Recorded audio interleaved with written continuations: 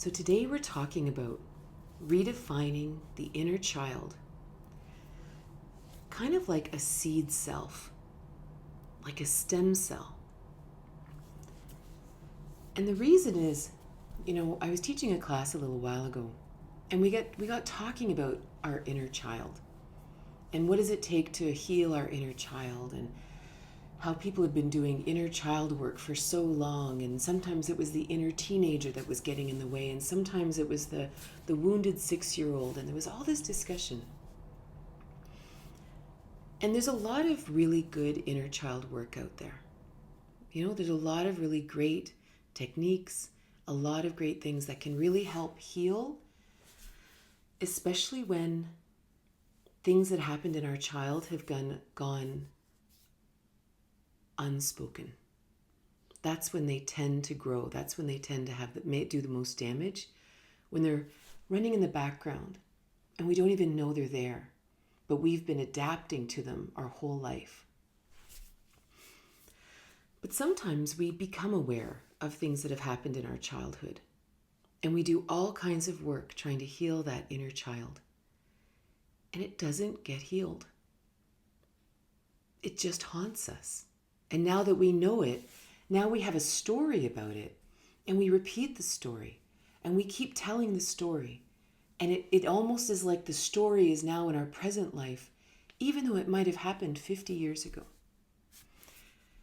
But it doesn't heal, and it doesn't help us in our current day.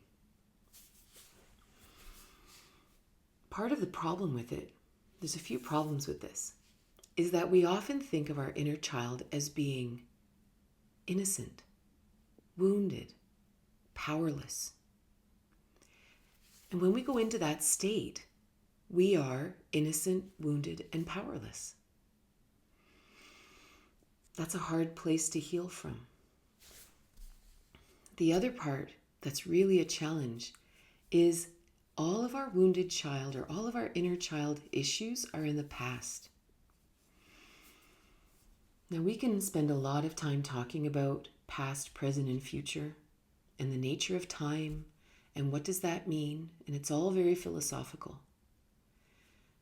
But bottom line, the past that we remember, for the most part, is a fiction. And it isn't that it didn't happen. It's not like that. But we have actually recorded very specific parts of the past, and those parts have become a whole story, right? Those pieces have actually become a story that we wrote in our minds. They aren't the whole story. We didn't record the whole story. We recorded portions of it. So now we have this book that was written in the past that we are reading. And you know what's really crappy about a book that we wrote in the past? And again, I'm not saying I wrote it that it didn't happen to me. It did happen. It did, right? And it hurt us, and it wounded us, and it clipped our wings. This is all true. The problem is when we look at the story in the past, there is nothing we can do to fix it. There's nothing we can do to change it. We can't change who we were raised by. We can't change our circumstances of birth, the society we were raised into, whether we were accepted or belittled or whatever.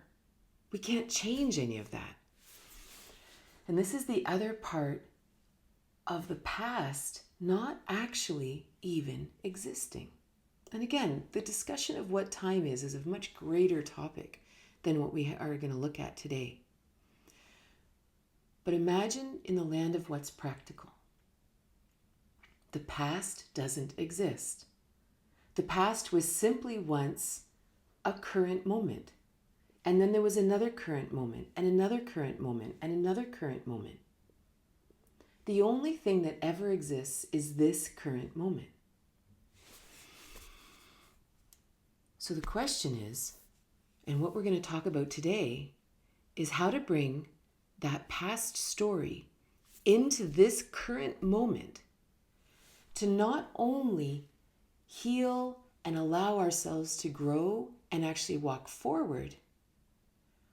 But that story actually will disappear. That story, it might still exist as a story, but it won't have any charge on it. It won't affect us anymore. It won't stop us anymore. So now I want us to look at the idea of a stem cell. So within our bodies, we have stem cells. And now you can look at this energetically, you can look at it physically. They have certainly physically found stem cells that hold our DNA sequence, our signature. But you can also look at this energetically. What is our energetic blueprint? When those two, that sperm and that egg came together, we were created with a very specific energetic blueprint that created this incarnation very specifically. And all of those little cells became hair and eyelashes and noses and fingers, very specific. Based on that blueprint, every time I cut my hand and it heals, it knits everything back together based on that energetic blueprint, based on those stem cells, based on that definition of self. I don't have cells that grow with your DNA signature. They're all mine. Every cell in our body is replaced over the course of 7 years, all based on that energetic DNA sequence, right? So now let's imagine you are a child. And you can even imagine yourself as a tree if you want. Sometimes trees are excellent metaphors for this. So here you are in your perfection. You are growing and growing, and then all of a sudden, something happens. Maybe you're abused. Maybe you're simply born to a family that doesn't actually understand who you are. Maybe you're actually an oak tree, but you live in a family where everything has to only grow 2 feet tall. So all of a sudden you're an oak tree, but you have to start to bend. It's not even evil. It's just simply not you. So now you're an oak tree, but you're growing sideways, right? So things happen when we're children. And we start to shift and change. Maybe even we had a branch or two cut off. Maybe we had a root that was damaged. Maybe we even had an infection of some flavor.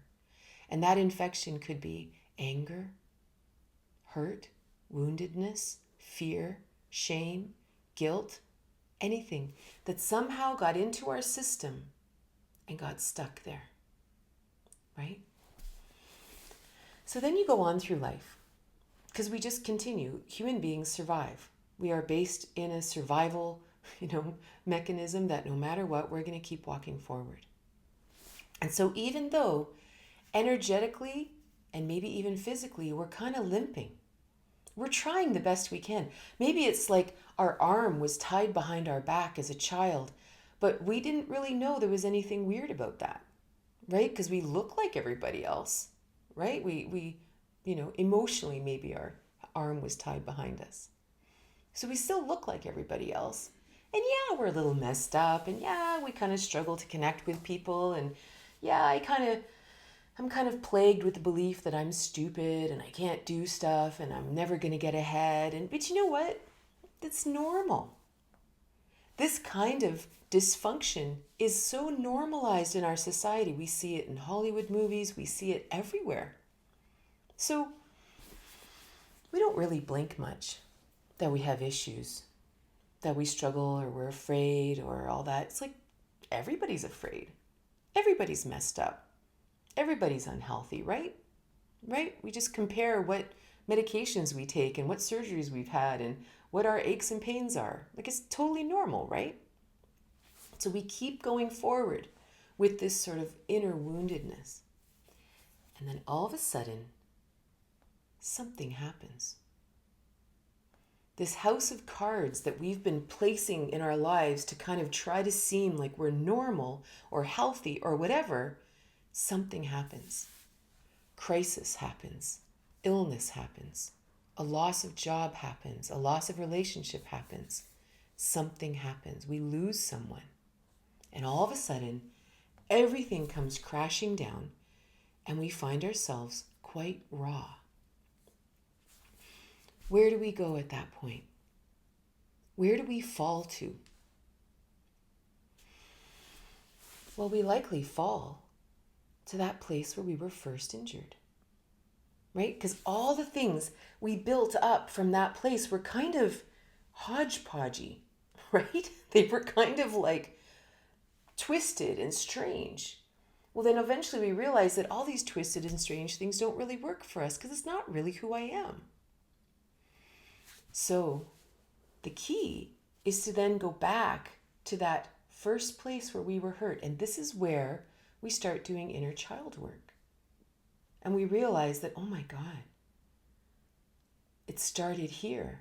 That's when I lost faith in myself.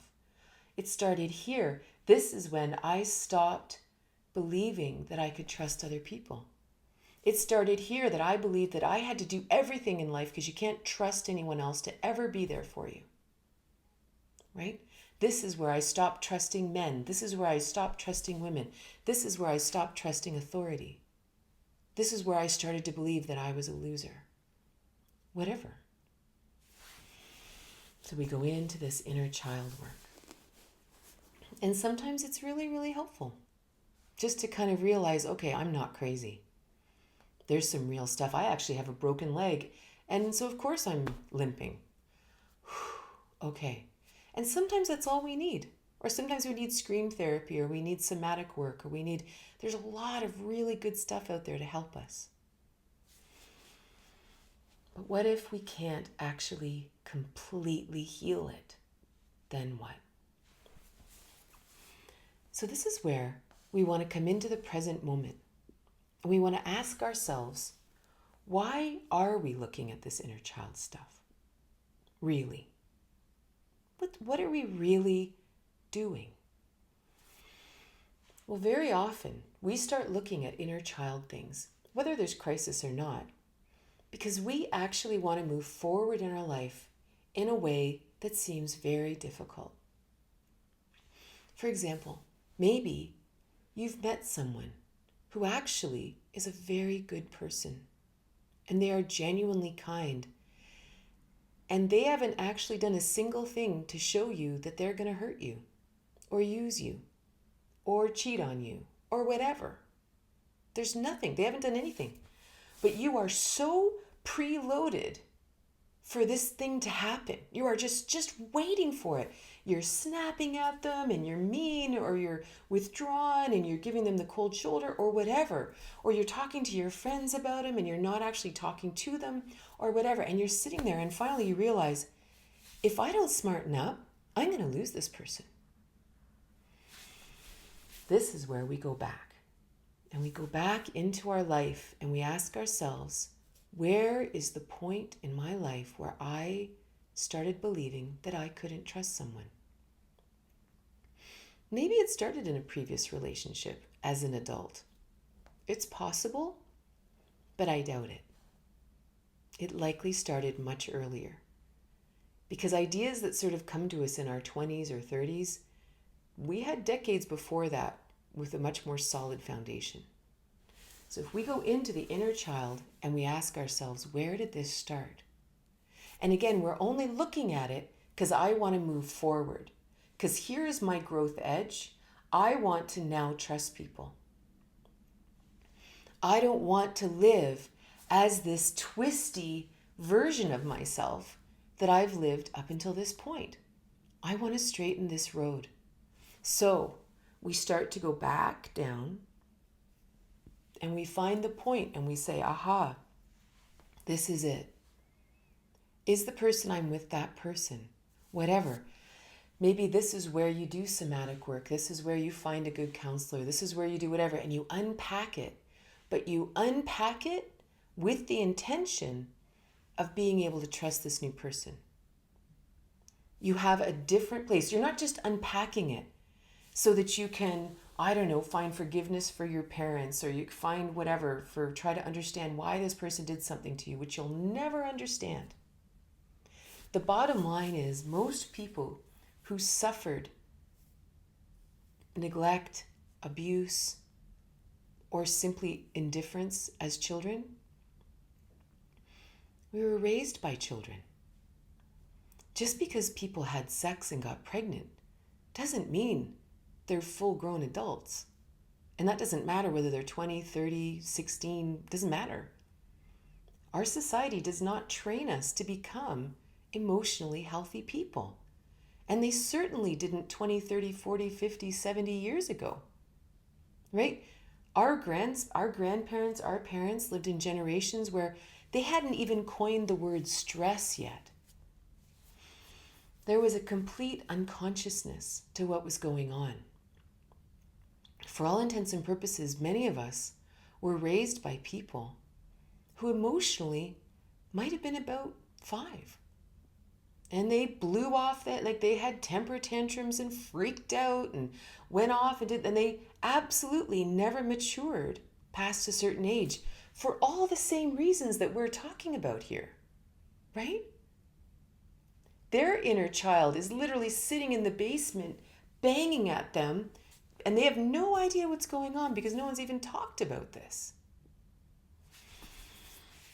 So the bottom line is we can analyze what happened to us as children all we want. But if our parents had known better, they wouldn't have done it. And that means they didn't know better. They were emotionally stunted in all the same ways that we find ourselves stunted. And we just were the children. We were just the ones living, being raised in kind of a Lord of the Flies situation, right? So instead we look at it and we say, all right, and we put our intention towards saying, I am going to trust people. And it's almost like what we're doing is, here's me in the present. Here's me, say, before something happened in the past that stunted my growth. This is my seed cell, my stem cell, my original blueprint, right? This is me before. And this is me now. These two things are the same, right? Or at least my current self is heading towards the blueprint. In between here is a trauma, is a difficulty. And what we're going to do is we're going to look at that trauma and we're going to look at the blueprint behind it. We're going to look at the blueprint that we really want to do have in our lives going forward. And we're going to let these two things resonate together, right? We're going to bring our old self, that original self, into the present moment. And what's going to happen to that trauma? It's going to weave itself into our consciousness, but not as a loaded thing that we are a powerless, innocent child. We are a 54-year-old person bringing our original blueprint forward. And from that place, there are things that happened, but I'm experiencing it now as this person, as this 54-year-old person. That's who I'm going to experience it as. And this is an entirely different experience.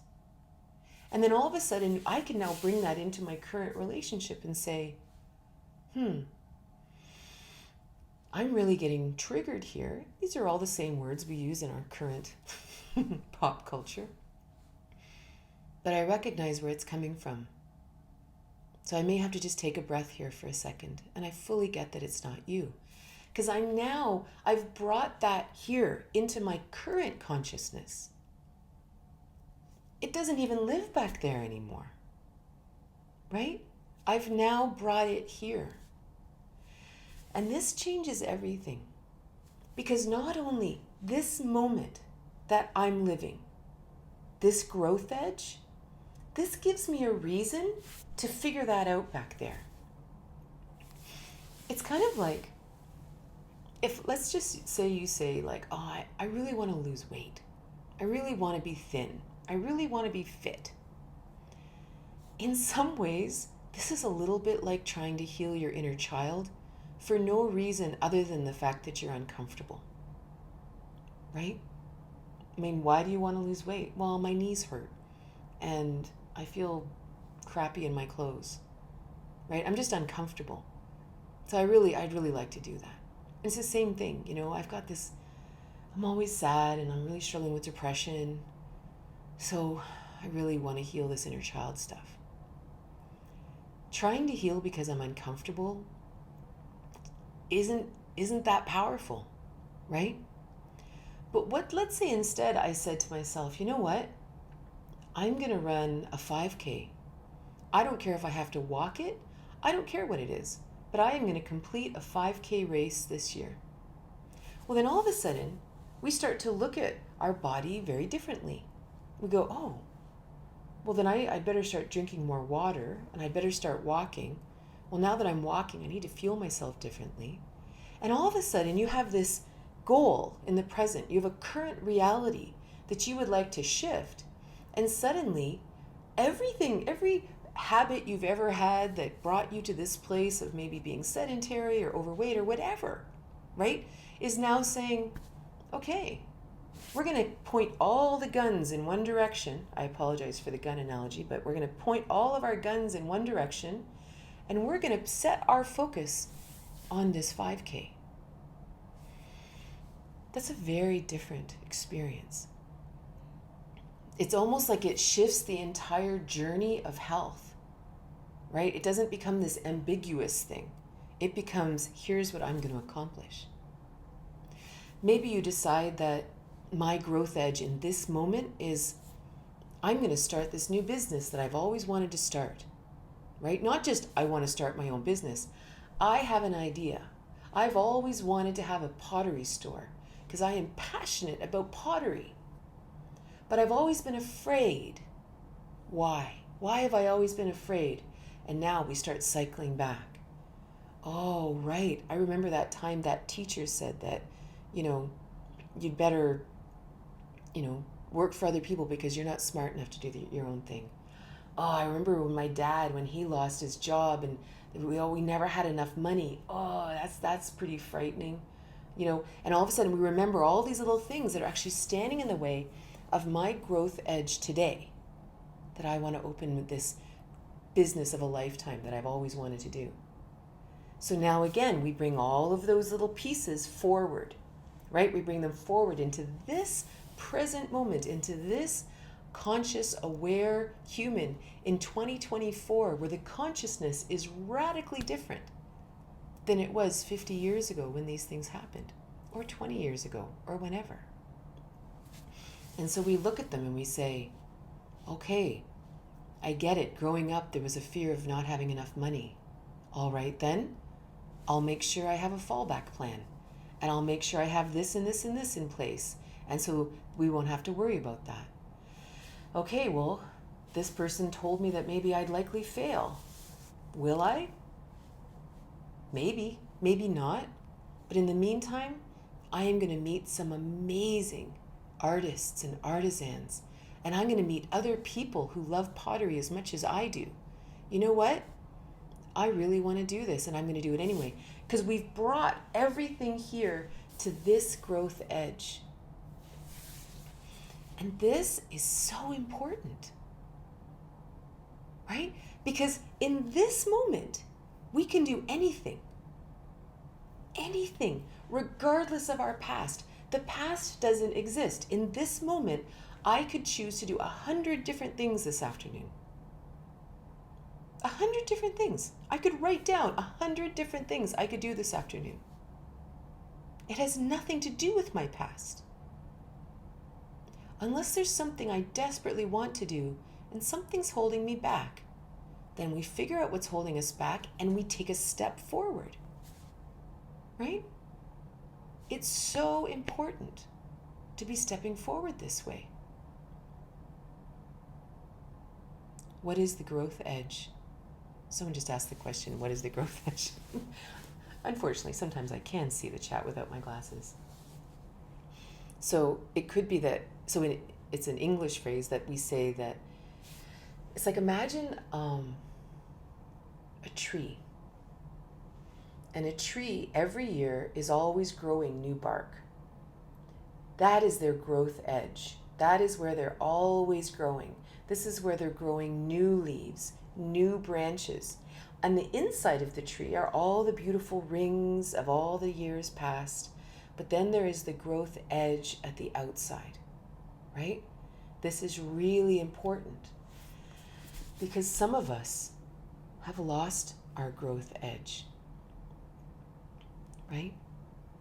Sometimes, whatever, life has just kind of kicked us around too much and we're like, I'm just surviving. And if we're just surviving, we don't really heal anything, right?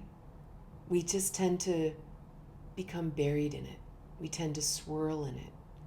But if we stay alive right now and we say, today, what do I want to do? What does this soul want to do? And if there's anything in the way, we can look backwards, bring it forward and look at it, and then we take a step. And this changes everything. All right, I'm going to put my glasses on. And if you have any questions, I'd be happy to answer them.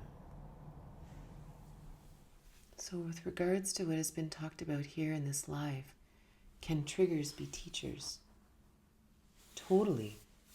Because the trigger tells us that there's something amuck in the foundation, right? It's kind of like you're walking along a road and you see where you want to go. You know, there's a saying that the shortest distance between 2 points is a straight line, right? So you see the point ahead and I'm walking towards the point, and all of a sudden there's a dip in the road and you trip. And you're like, what was that? That's a trigger. Now imagine you weren't wanting to get to a point ahead of you. And you just fell into the rut and you stayed there. Because maybe you were just wandering. You might end up staying in that rut for a long time. But you're like, no, I'm going somewhere. I'm going somewhere over there.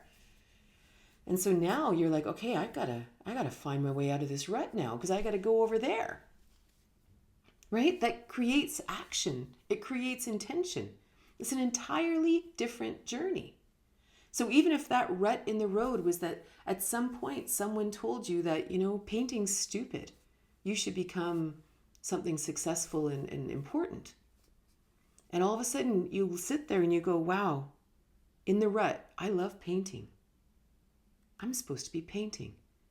And you crawl yourself out of the rut and you continue your journey towards that point. That's a trigger. Triggers aren't supposed to leave us in the rut. We're supposed to use it, look around, see what's going on so that we can continue forward. Right? Why is running a 5K more powerful? Can you explain more? Is it because it's more specific?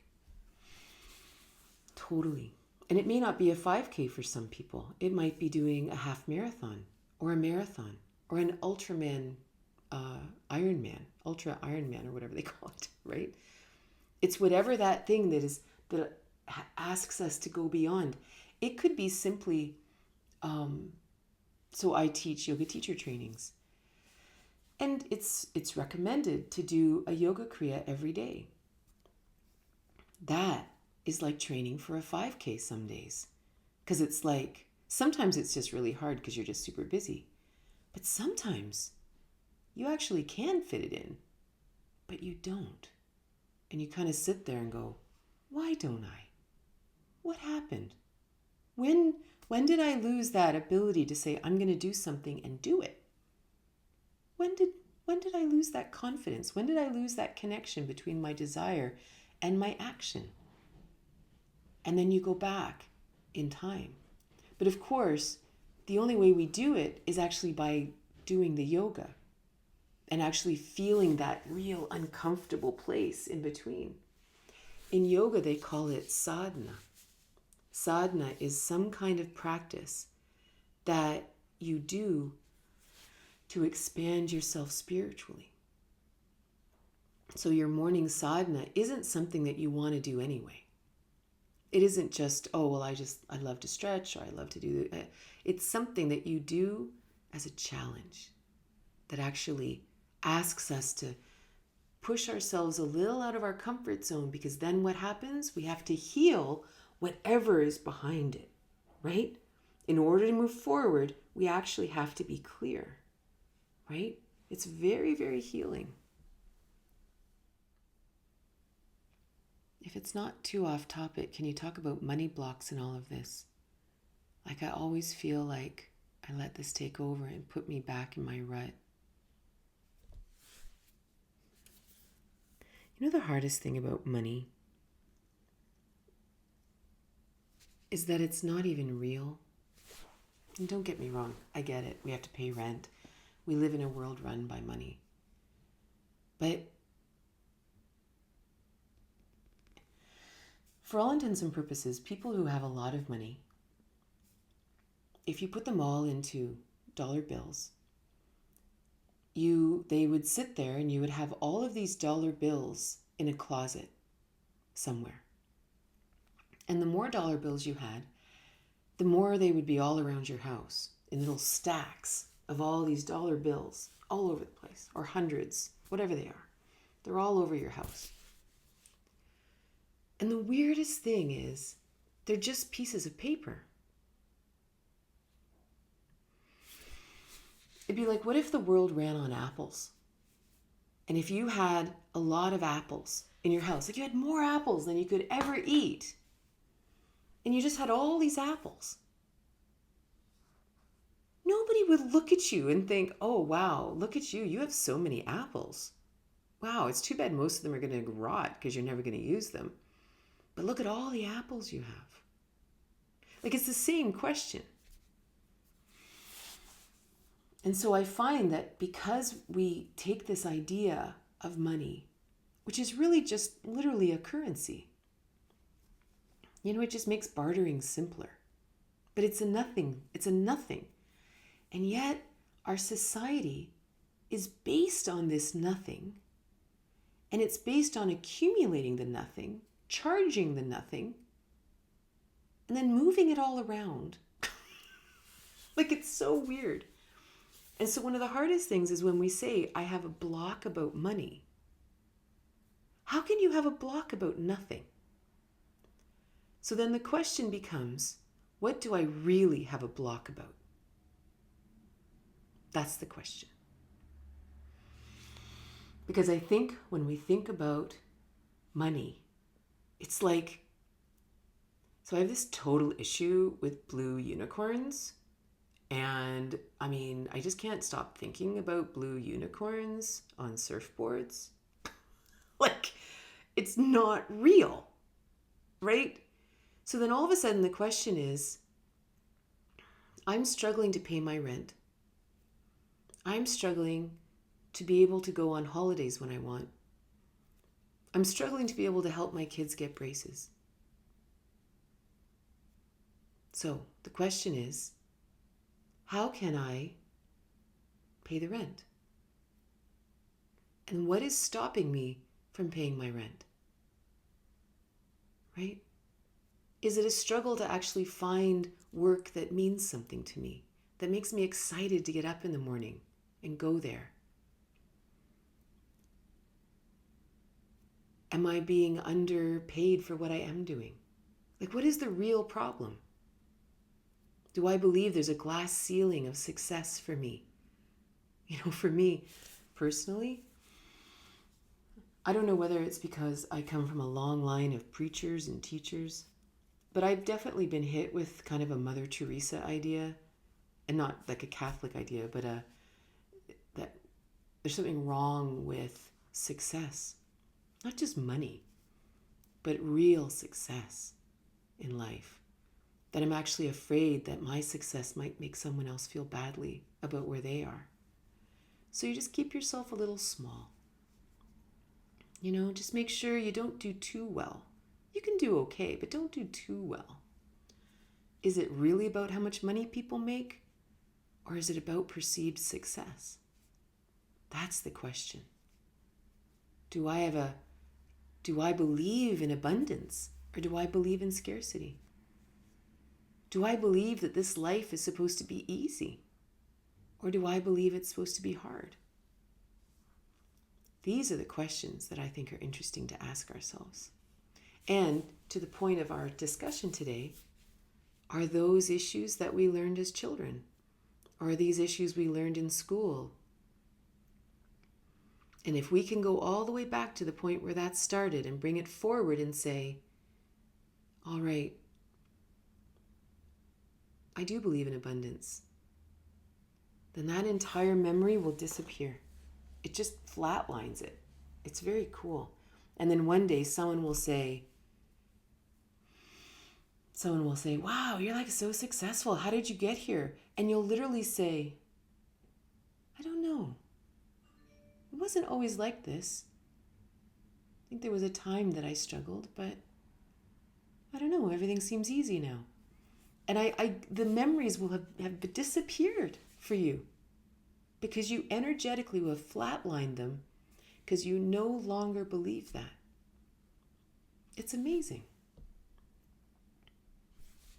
So thank you so much for being here. And I hope you have a wonderful day.